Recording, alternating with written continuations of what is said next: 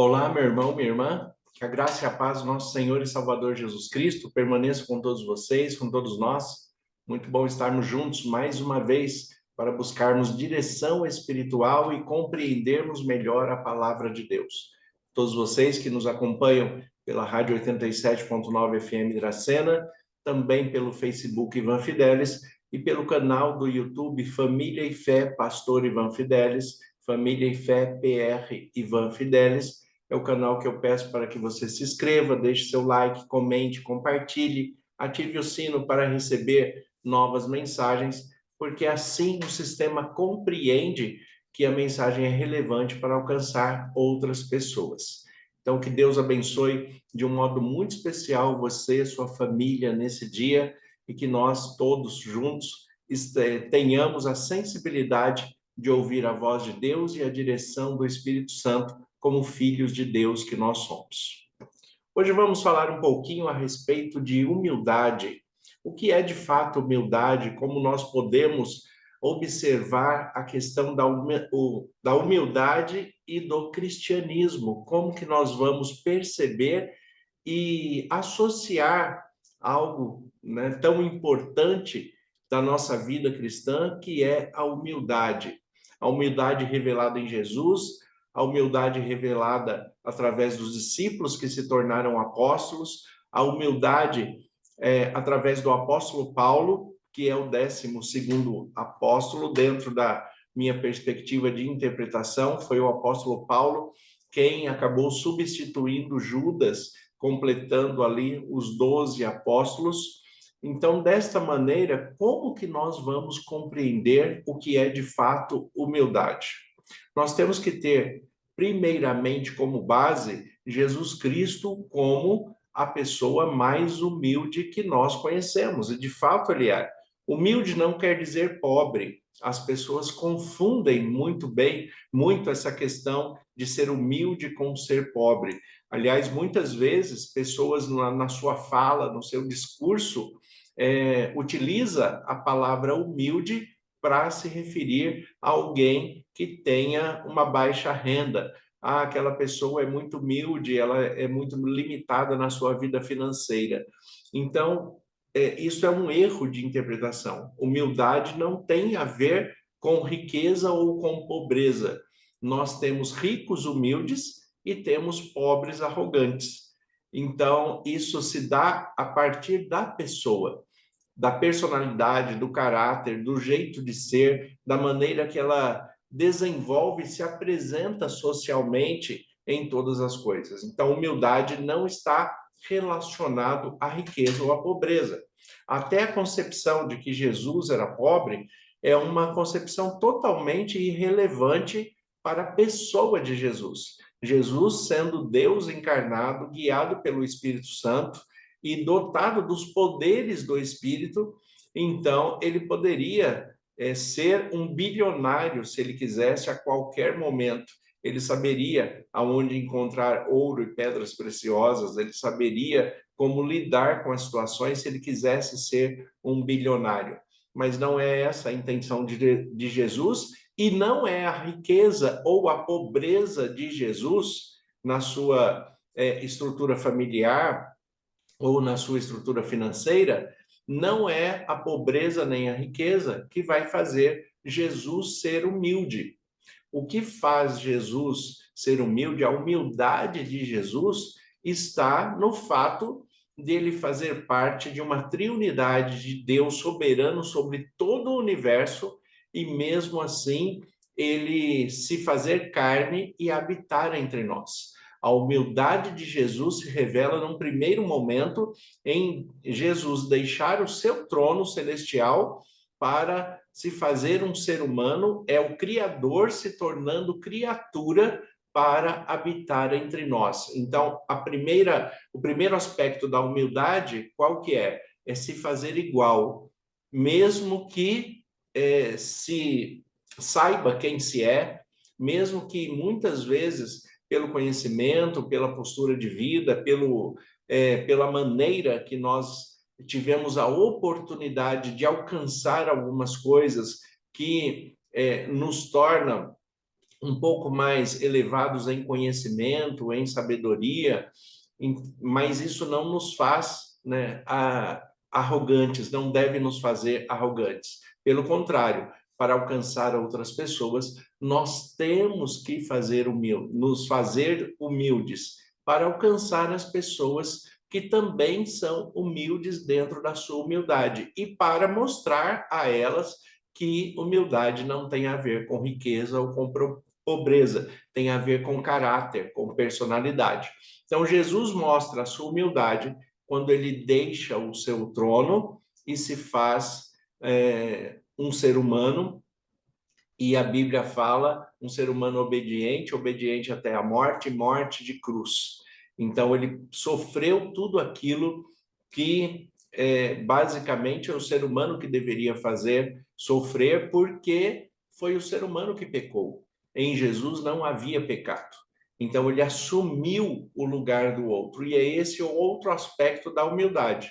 Então, o primeiro aspecto da humildade é o soberano, né, se fazer igual. O segundo aspecto da humildade é que, quando ele se faz igual, ele continua trazendo uma revelação de quem de fato nós somos, para que o outro possa crescer. Então, além dele se fazer humilde, além dele ser humilde, ele ainda procura fazer o outro reconhecer as suas qualidades, as suas aptidões, ele faz o outro crescer, ele faz o outro se fortalecer. É assim que Jesus ensinou os discípulos que se tornaram apóstolos. E a intenção do discipulador é que o discipulado se torne tão grande quanto ele ou maior do que ele.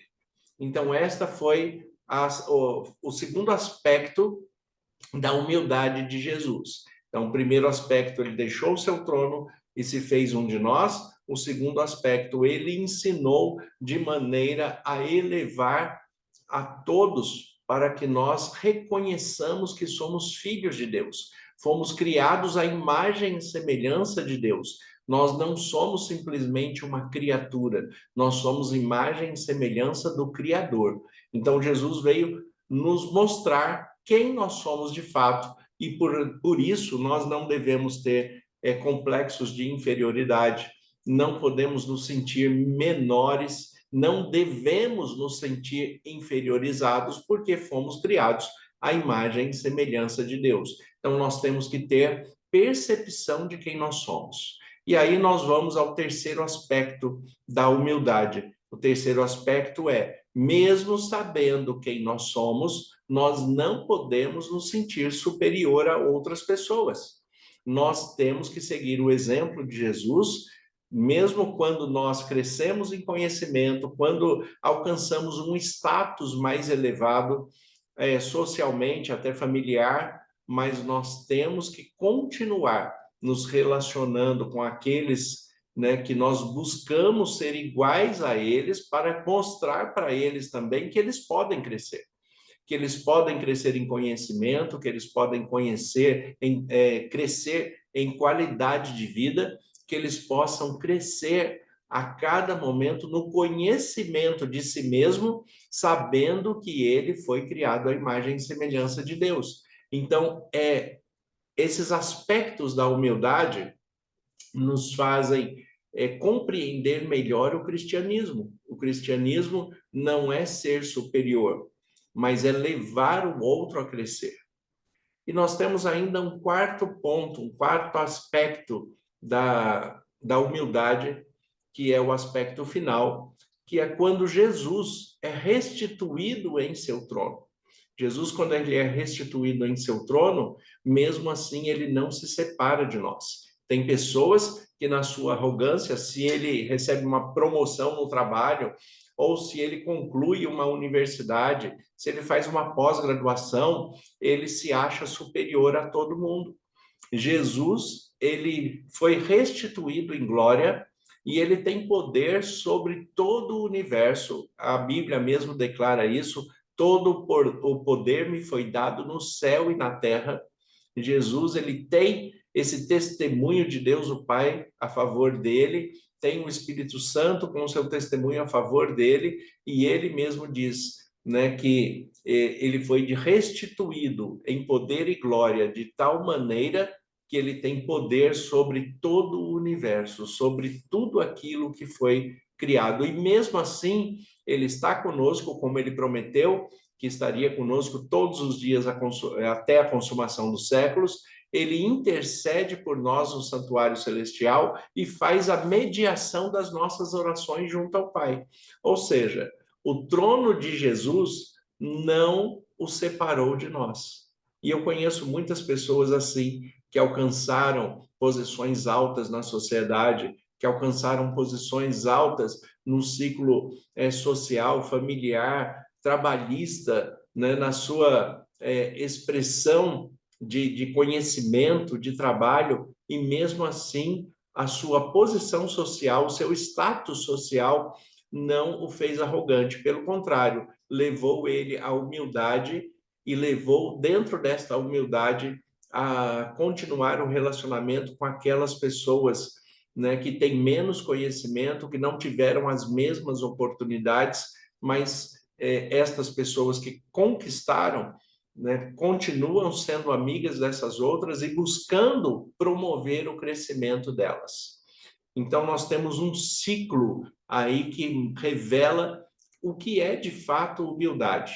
Então, humildade, seguindo o exemplo de Jesus, é não se considerar superior, mas se fazer igual. Se fazendo igual, levar o outro a se elevar, né? Levando o outro a se elevar, fazer ele compreender que este pedestal, que essa posição maior não pode diferenciar das outras pessoas, e quando ele alcança um patamar maior, que ele continue na sua humildade, se relacionando com todos aqueles que não tiveram a mesma oportunidade. É desta maneira que nós compreendemos a humildade. Pastor Billy Graham, que foi um grande evangelista, ele fala que o maior evento do universo não foi o homem ter tocado os pés na lua, mas sim Deus ter tocado os pés na terra através de Cristo Jesus. Isto é um sinal de humildade. Ele deixou de ser Deus para ser uma criatura à imagem e semelhança de Deus, né? Então, o Criador se fazendo criatura, mas sem perder o seu poder, sem perder a sua posição, mas se fazendo de igual para poder elevar aos outros. Seguindo o mesmo exemplo, assim como ele mesmo se declara em 1 Coríntios capítulo 11, né, versículo 1, o apóstolo Paulo ele diz assim: sede meus imitadores como eu sou de Cristo. Então, se Paulo é um imitador de Cristo, ele também tem que ser um imitador na humildade. E ele o é. Mas a humildade não tira a percepção de quem nós somos. Ser humilde não é se fazer menor. Eu não preciso me fazer menor para mostrar que eu sou humilde. Na verdade, isso não é humildade. Uma pessoa que se faz menor, né, que se faz inferior para querer mostrar que é humilde, né, ele já está sendo arrogante no seu próprio pensamento, na sua própria estrutura. Ele tem que ser naturalmente, mas ele tem que ter consciência de quem ele é. Jesus era humilde, mas ele nunca perdeu a consciência que ele era o Filho de Deus e que ele tinha o poder pelo Espírito Santo para curar, para salvar. Ele sabia a sua missão. Então, nós não podemos perder a perspectiva de quem nós somos dentro da humildade. E o apóstolo Paulo, ele mantém essa perspectiva. Olha o que ele fala aqui em Filipenses, capítulo 3, a partir do versículo 4. Filipenses, capítulo 3, a partir do versículo 4, o texto bíblico diz assim: bem que eu poderia confiar também na carne. Se qualquer outra pessoa pode confiar na carne, eu ainda mais. E aí Paulo vai falar as suas qualificações enquanto ser humano, enquanto nação que ele nasceu, enquanto a sua posição social, Então, do versículo 5, ele começa a se apresentar, mostrando que ele tem noção de quem ele é. Ele não perdeu essa perspectiva. Então, o versículo 5 fala assim: circuncidado ao 8º dia, da linhagem de Israel, da tribo de Benjamim, hebreu de hebreus, quanto à lei, fariseu, e quanto ao zelo, perseguidor da igreja, quanto à justiça que há na lei, irrepreensível. Observe que Paulo tinha uma perfeita percepção de quem ele era. Ele era hebreu, de hebreus, né? Fazia parte da nação israelita, né? Ele foi circuncidado, cumprindo a lei, né? A família o levou para a circuncisão. Ele era da tribo de Benjamim, né? Os hebreus da tribo de Benjamim, aqueles que receberam a porção dobrada da bênção do Senhor, né? Quanto ao zelo, ele era perseguidor da igreja. Observe que ele sabe também os erros que ele cometeu. Ele era zeloso com a sua postura religiosa e acabou perseguindo a igreja de Cristo por causa do seu zelo com a religião. E isso é um cuidado que nós temos que ter. Muitos religiosos acabam perseguindo cristãos simplesmente porque são diferentes de outras denominações, têm uma postura de vida diferente, até dentro da sua própria igreja, da sua própria denominação, porque alguém se apresenta diferente e acaba sendo discriminado. E Paulo mostra aqui que ele também fez isso. Ele tinha zelo pelas coisas de Deus a tal ponto de perseguir a igreja de Cristo, porque era diferente do judaísmo ao qual ele foi criado. Então, ele tinha noção, né, do que ele fez de errado também. Ele fala: quanto à justiça que há na lei, eu sou irrepreensível. O que quer dizer? Né? Dentro dos aspectos bíblicos, das 613 leis que a Bíblia traz, né, dentro do aspecto israelita, do que foi revelado de Deus para o homem, e era seguido ali pelos judeus, então Paulo, ele era irrepreensível, ou seja, ele cumpria toda a lei. Todos os detalhes da lei ele cumpria. Mas no versículo 7, o que ele fala? Mas o que para mim era lucro, isto considerei perda por causa de Cristo.